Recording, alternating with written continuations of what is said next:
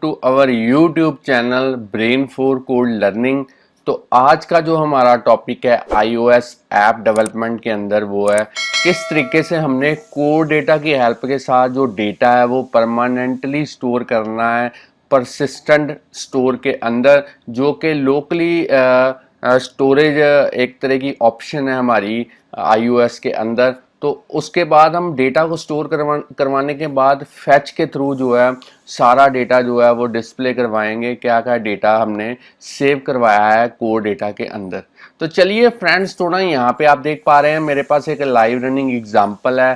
पहले मैं आपको इसकी वर्किंग बता देता हूँ, उसके बाद मैं आपको बताऊंगा कैसे आप बड़े ही इजी और सिंपल वे के साथ इस तरीके की जो एग्जांपल्स हैं वो अपने एक्स कोड के अंदर iOS के लिए डेवलप कर सकते हैं। तो चलिए यहाँ पे आप देख पा रहे हैं मेरे पास लिखा आ चुका है कि चिल्ड्रन डेटाबेस, और यहाँ पे मैं कोई एक नेम एंटर करूँगा। तो मैं यहाँ पे एक नेम एंटर कर देता हूँ मोहित, और साथ में लगा देता हूँ शर्मा। तो जैसे ही मैं सेव बटन के ऊपर क्लिक करूँगा तो आप देख पाएंगे कि मेरी इसके पीछे आप देख पा रहे हैं यहाँ पे लिखा आ चुका है कि data has been saved successfully in code data. और अगर मैं यहाँ पे click to fetch all data के ऊपर क्लिक करता हूँ तो आप देख पा रहे हैं जो मेरा पहले से डेटा स्टोर है हरिति, रमेश, हरिति, हरीश, रोहित, और साथ में जो अभी मैंने सेव करवाया था मोहित शर्मा, तो वो भी यहाँ पे जो है डिस्प्ले हो चुका है। तो अगर मैं इस ऐप को बंद करके दोबारा से भी रन करने की कोशिश करता हूँ तो यहाँ पे अगर मैं फैच करता हूँ सारा डेटा तो आप देख पाएंगे कि जो डेटा मैंने पहले स्टोर करवा के रखा हुआ था वो अभी भी डेटा परसिस्ट कर रहा है, एग्जिस्ट कर रहा है कोड डेटा की मदद के साथ।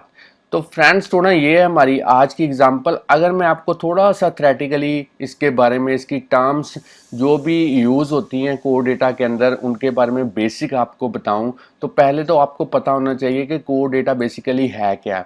तो ये एक फ्रेमवर्क है जिसकी हेल्प के साथ आप जो है डेटा को मैनेज कर सकते हैं। कोड डेटा के अंदर हमारे पास 3-4 टर्म्स आती हैं जो आपके जानने के लिए काफ़ी इम्पॉर्टेंट है। पहला है एनएस परसिस्टेंट कंटेनर। तो जितने भी कोड डेटा स्टैक के अंदर ऑब्जेक्ट की जो मैनेजमेंट है, जो क्रिएशन है, उनको सिंप्लीफाई करता है एनएस परसिस्टेंट कंटेनर। तो इसके अंदर होता क्या क्या है, NS manage object model, NS persistent store coordinator, NS manage object context. तो ये चीज़ें जो मैनेज करता है वो किसका काम है, एनएस परसिस्टेंट कंटेनर का। और यहाँ पे अब नेक्स्ट टर्म है एनएस एंटिटी डिस्क्रिप्शन। कहने का मतलब जितनी भी एंट्रीज आपकी कोड डेटा के अंदर स्टोर होती हैं उन सभी को रिप्रेजेंट करने का काम कौन करता है, एनएस एंटिटी डिस्क्रिप्शन।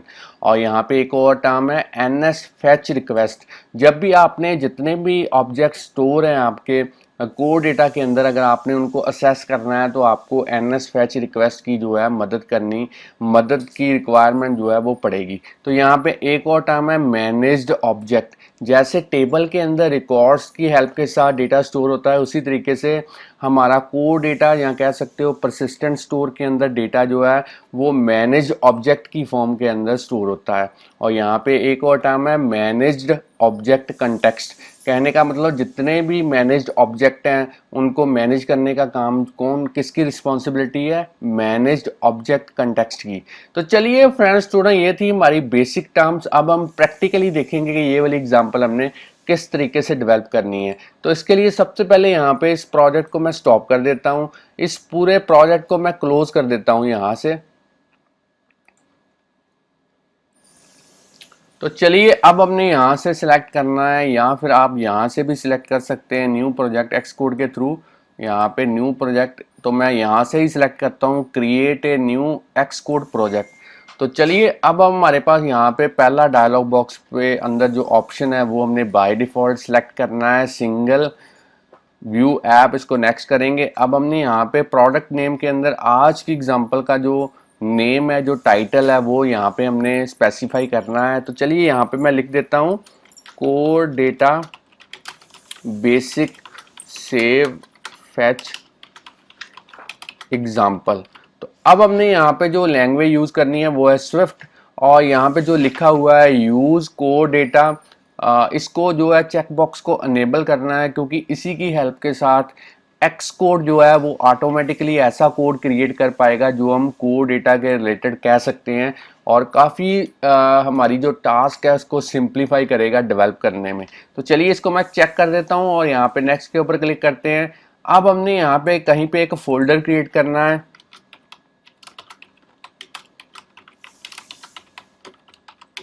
और इसके अंदर हम सारा जो प्रोजेक्ट का सोर्स कोड है वो क्रिएट करेंगे। तो यहाँ पे मैंने क्रिएट के ऊपर क्लिक कर दिया है।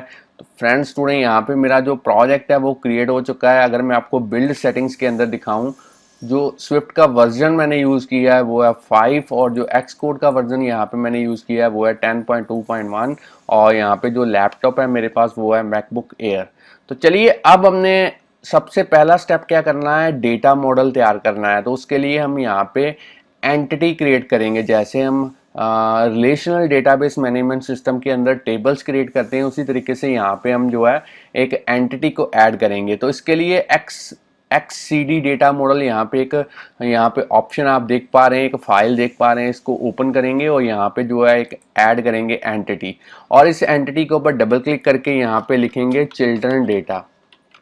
तो इस तरीके की जो एक एंटिटी है, एक टेबल है, वो क्रिएट करेंगे। उसके अंदर जो जैसे टेबल के अंदर कॉलम्स होते हैं उसी तरीके से एंटिटी के अंदर एट्रीब्यूट्स होते हैं, और यहाँ पे हम ऐड करेंगे एक एट्रीब्यूट, और यहाँ पे एट्रीब्यूट का नेम लिखेंगे चाइल्ड नेम। और अब हमने यहाँ पे इसकी जो टाइप लिखनी है वो है स्ट्रिंग। तो चलिए इसको सेव करवा देते हैं। अब आपने यहाँ पे चिल्ड्रन डेटा को सिलेक्ट करना और लास्ट ऑप्शन के अंदर जाना है यहाँ पे, और जो हम कोड जनरेशन यहाँ पे यूज़ करेंगे वो करेंगे मैनुअल। और यहाँ पे जो मॉड्यूल है वो आप सिलेक्ट कर सकते हो, करंट प्रोडक्ट मॉड्यूल। तो चलिए अब हमने इसको सेव करवा देना है, और यहाँ पे हमारी जो एंटिटी है वो क्रिएट हो चुकी है। अब हमने इसके रिलेटेड जो क्लासेस हैं वो क्रिएट करनी है। तो दो मेथड है क्लासेस क्रिएट करने के, यहाँ तो आप खुद से क्लासेस की जो कोड है वो लिखें, या फिर इजी मेथड ये है कि आप यहाँ पे एडिटर के ऊपर क्लिक करें और यहाँ पे क्रिएट एनएस मैनेज्ड ऑब्जेक्ट सब क्लास, इस तरीके की ऑप्शन है, इसके ऊपर क्लिक कर दीजिए और यहाँ से नेक्स्ट पे क्लिक करना है, फिर से नेक्स्ट पे क्लिक करना है, क्रिएट पे क्लिक करना है। और यहाँ पे आप देख पा रहे हैं मेरे पास दो जो फाइल्स हैं, स्विफ्ट फाइल्स हैं, वो बन चुकी हैं। तो बेसिकली एक के अंदर जो क्लास है वो डिफाइन की गई है चिल्ड्रन डेटा, जो किस टाइप की है, एनएस मैनेज ऑब्जेक्ट टाइप की है, और दूसरी है यहाँ पे चिल्ड्रन डेटा की एक्सटेंशन है, जिसके अंदर हमारे पास यहाँ पे फैच रिक्वेस्ट का जो मेथड है वो प्री कोड होके यहाँ पे हो बन चुका है, और यहाँ पे हमारे पास एट्रीब्यूट का जो वेरिएबल है वो भी क्रिएट हो चुका है। तो दोनों फाइलों को हम सिलेक्ट करेंगे, और इन दोनों को सिलेक्ट करने के बाद ड्रैग एंड ड्रॉप करेंगे अपने प्रोजेक्ट फोल्डर के अंदर। तो चलिए फ्रेंड्स स्टूडेंट, अब हमने नेक्स्ट स्टेप क्या करना है, हमने मेन डॉट स्टोरी बोर्ड के अंदर जाना है, और सबसे पहले इसका जो ग्राफिकल यूजर इंटरफेस है वो क्रिएट करेंगे। तो यहाँ पे सबसे पहला काम क्या करना है, यहाँ पे इसको एट्रीब्यूट इंस्पेक्टर के अंदर जाना है, और इसका जो बैकग्राउंड कलर है वो यहाँ पे कोई भी आप रख सकते हैं। तो मैं यहाँ पे जो बैकग्राउंड कलर है वो येलो कर देता हूँ। अब हमने यहाँ पे लाइब्रेरी के थ्रू जो है एक लेबल को यहाँ पे ड्रैग एंड ड्रॉप करना है स्टोरी बोर्ड के ऊपर। इसके ऊपर डबल क्लिक करेंगे और यहाँ पे लिखेंगे चिल्ड्रन डेटाबेस, और इसको भी फिर से हॉरिजेंटली सेंटर में अलाइन करते हैं, और इसका जो फॉन्ट है वो एट्रीब्यूट इंस्पेक्टर के थ्रू जो है आप इंक्रीज कर सकते हैं। आप चाहें तो यहाँ पे जो स्टाइल है वो भी आप यहाँ पे बोल्ड कर सकते हैं। तो चलिए हमारे पास यहाँ पे जो लेबल है वो प्रॉपरली फॉर्मेट हो चुका है। इसका जो कंस्ट्रेंट्स हैं वो सेट कर देते हैं।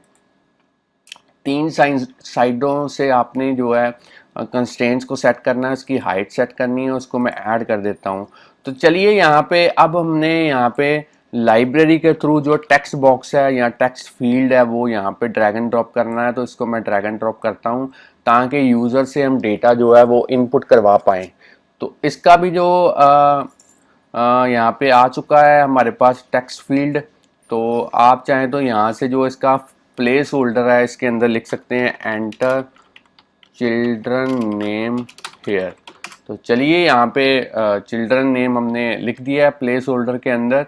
इसके भी जो कंस्ट्रेंट्स हैं वो हम सेट कर देते हैं तीनों साइडों से, और साथ में हाइट, और इसको ऐड कर देते हैं। अब हमने यहाँ पे दो बटन्स यूज़ करने हैं। तो सबसे पहले यहाँ पे लाइब्रेरी के अंदर बटन सर्च करते हैं और इसको ड्रैग एंड ड्रॉप करते हैं अपने स्टोरी बोर्ड के ऊपर, और इसका भी जो मैं टेक्स्ट है वो डबल क्लिक करके लिख देता हूँ सेव इसका जो फॉन्ट है वो आप इंक्रीज कर सकते हैं, 24 कर देते हैं। और इसके भी जो कंस्ट्रेंट्स हैं वो आप सेट कर दें यहाँ पे तीनों साइडों पे, और साथ में हाइट इसको ऐड कर देते हैं। अब हमने यहाँ पे एक बटन और यूज़ करना है, तो उस बटन को भी हम यहाँ पे ड्रैग एंड ड्रॉप करते हैं और इसके ऊपर डबल क्लिक करके लिखते हैं क्लिक हेयर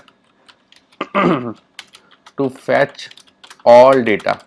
तो इस तरीके का जो लेबल के ऊपर टेक्स्ट है वो हमने लिख दिया है। इसका भी जो फॉन्ट है वो आप इंक्रीज कर सकते हैं, और साथ में जो इसके भी कंस्ट्रेंट्स हैं वो आप सेट कर दें तीनों साइडों पे, टॉप, लीडिंग, ट्रेलिंग और साथ में हाइट इसको ऐड कर देते हैं।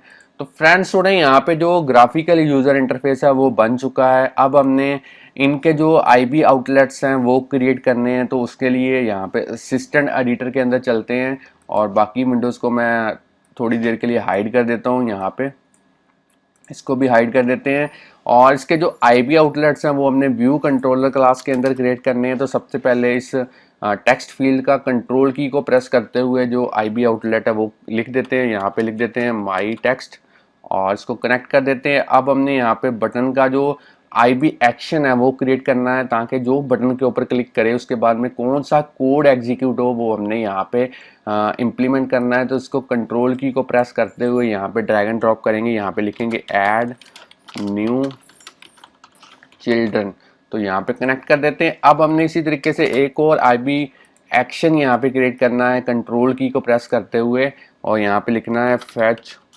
All children's. तो इसको भी मैं कनेक्ट कर देता हूँ। तो फ्रेंड्स थोड़े यहाँ पे दो है, दोनों के आईबी एक्शंस जो है वो बन चुके हैं। अब हमने जो है अपना कोर डेटा का जो कोड है वो यहाँ पे इम्प्लीमेंट करना है। तो उसको इम्प्लीमेंट करने के लिए मैं अब आपको बताऊंगा किस तरीके से आप बड़े ही इजी और सिंपल वे के साथ जो यहाँ पे कोड है वो आप लिख सकते हैं। तो मैं इसको सेव करवा देता हूँ, और अगर मैं आपको कोर डेटा के रिलेटेड बताऊं तो ऐप डेलीगेट के अंदर आप देख पा रहे हैं यहाँ पे मेरे पास कोर डेटा स्टैक के जो मेथड्स हैं, यहाँ पे परसिस्टेंट कंटेनर जो है और साथ में जो सेव कंटेक्स्ट है, ये ऑटोमेटिकली जब हमने प्रोजेक्ट को क्रिएट किया था और चेक किया था कि यूज़ कोर डेटा इस तरीके की ऑप्शन को मार्क किया था, तो एक्स कोड ने जो है ऑटोमेटिकली यहाँ पे जो कोड हमारे लिए जो है वो इम्प्लीमेंट कर दिया है। हम इसी को यूज़ करेंगे अपनी इम्प्लीमेंटेशन के अंदर। तो चलिए अब व्यू कंट्रोलर के अंदर चलते हैं, और इस विंडोज़ को मैं जो है वो यहाँ पे हाइड कर देता हूँ। तो सबसे पहले जब भी डेटा हमारा कोड डेटा से रिट्रीव होगा तो वो एरे की फॉर्म के अंदर होगा। उसके लिए यहाँ पे एक हम वेरिएबल क्रिएट करते हैं सी डेटा, और यहाँ पे एरे किस टाइप की होगी, जो हमारे पास यहाँ पे एंटिटी का नेम है वही हम लिखेंगे, क्योंकि एंटिटी के थ्रू हमारे पास यहाँ पे जो क्लास क्रिएट हुई है वो ये है चिल्ड्रन डेटा क्लास। तो इसी का जो एरे वो हम यहाँ पे क्रिएट करेंगे, तो इसका वेरिएबल जो है हम क्रिएट कर देते हैं। अब हमने जो कोड लिखना है वो ऐड न्यू चिल्ड्रन के अंदर लिखना है। तो कोड काफ़ी इजी है। सबसे पहले एक वेरिएबल यूज़ करेंगे ऐप डी, और इसके अंदर जो हम यूआई एप्लीकेशन के थ्रू जो शेयर्ड जो इंस्टांस है ऐप डेलीगेट का वो हम यहाँ पे यूज़ करेंगे। इसको हम टाइप कास्ट कर देते हैं ऐप डेलीगेट। अब हमने यहाँ पे एक और वेरिएबल लेना है कॉन्टेक्स्ट, और इसके अंदर कॉन्टेक्स्ट कहाँ से आएगा, ऐप डी डॉट, यहाँ पे जो हमारे पास ऐप डी के through persistent container dot context, sorry यहाँ पे कॉन्टेक्स्ट लिखना था, तो यहाँ पे दोबारा से कर देते हैं कॉन्टेक्स्ट व्यू कॉन्टेक्स्ट। तो चलिए अब हमने जो है यहाँ पे एक वेरिएबल और लेना है चाइल्ड डेटा, और यहाँ पे एनएस एंटिटी डिस्क्रिप्शन को यूज़ करेंगे, क्योंकि एंटिटी डिस्क्रिप्शन का काम है एंटिटीज को रिप्रेजेंट करना। तो चलिए एंटिटी डिस्क्रिप्शन यहाँ पे यूज़ करना है हमने, तो इसको मैं दोबारा से लिखता हूँ एनएस एंटिटी, और एंटिटी डिस्क्रिप्शन यहाँ पे क्यों नहीं आ रहा, क्योंकि हमने यहाँ पे ऊपर इंपोर्ट नहीं किया कोड डेटा को। तो यहाँ पे इंपोर्ट कर देते हैं कोड डेटा को। अब इसको एक बार सेव करते हैं, और अब यहाँ पे हम यूज़ करेंगे एंटिटी डिस्क्रिप्शन। एंटिटी डिस्क्रिप्शन आ चुका है। हमने उसका कौन सा यहाँ पे मेथड यूज़ करना है, वो हमने यूज़ करना है इंसर्ट न्यू ऑब्जेक्ट। और यहाँ पे एंटिटी का नेम क्या है, एंटिटी का नेम हमने जो नेम यहाँ पे यूज़ किया है चिल्ड्रन डेटा, वही नेम यहाँ पे कोड के अंदर भी हम यूज़ करेंगे। तो यहाँ पे मैं लिख देता हूँ चिल्ड्रन डेटा। और कौन से कॉन्टेक्स्ट में हमने इसको सेव करवाना है, कॉन्टेक्स्ट के अंदर जो हमने वेरिएबल यहाँ पे यूज़ किया है। तो चलिए अब हमने नेक्स्ट स्टेप क्या करना है, अब हमने यहाँ पे जो कन्वर्जन है, टाइप कास्टिंग है, वो भी यहाँ पे करनी है। तो यहाँ पे मैं लिख देता हूँ टाइप कास्ट चिल्ड्रन डेटा के अंदर। तो चलिए अब हमने चाइल्ड डेटा के जो प्रॉपर्टी है चाइल्ड नेम, उसके अंदर डेटा सेव करवाना है। तो डेटा हमारा कहाँ से आएगा, जो हमारा माई टेक्स्ट यहाँ पे वेरिएबल हमने क्रिएट किया था, इसका जो आईबी आउटलेट किया था टेक्स्ट फील्ड का, उसी के थ्रू जो टेक्स्ट है वो कैप्चर करवाएंगे। अब हमने ऑब्जेक्ट तो क्रिएट कर दिया है, एनएस मैनेज ऑब्जेक्ट जो रिकॉर्ड तो हमने क्रिएट कर दिया, उस रिकॉर्ड को सेव भी करवाना है। तो सेव करवाने के लिए हमने कॉन्टेक्स्ट का सेम मेथड यूज़ करना है। तो उसके लिए हमारे पास यहाँ पे डू एंड कैच स्टेटमेंट जो है वो यूज़ करेंगे, क्योंकि वो हमारे पास यहाँ पे एक्सेप्शन जो है वो रेज कर सकता है। तो यहाँ पे मैं कैच लिख देता हूँ और कैच के अंदर एक स्टेटमेंट लिख देते हैं print statement, error occurred while saving data. तो इस तरीके का अगर कोई एरर आती है तो हमारे पास ये मैसेज प्रिंट होगा, ताकि हमें पता चल पाए कि एरर जो है वो डिस्प्ले हो चुकी है। अब हमने यहाँ पे ट्राई कॉन्टेक्स्ट के थ्रू जो है उसका सेव मेथड कॉल करना है, ताकि हम ऑब्जेक्ट को जो है कोड डेटा के अंदर स्टोर करवा पाएँ। और यहाँ पे प्रिंट स्टेटमेंट यूज़ करेंगे, data has been saved successfully. तो चलिए इसको सेव करवा देते। अब हमने यहाँ पे माई टेक्स्ट की जो टेक्स्ट प्रॉपर्टी है उसको ब्लैंक करवाना है। तो यहाँ पे मैंने उसको ब्लैंक करवा दिया।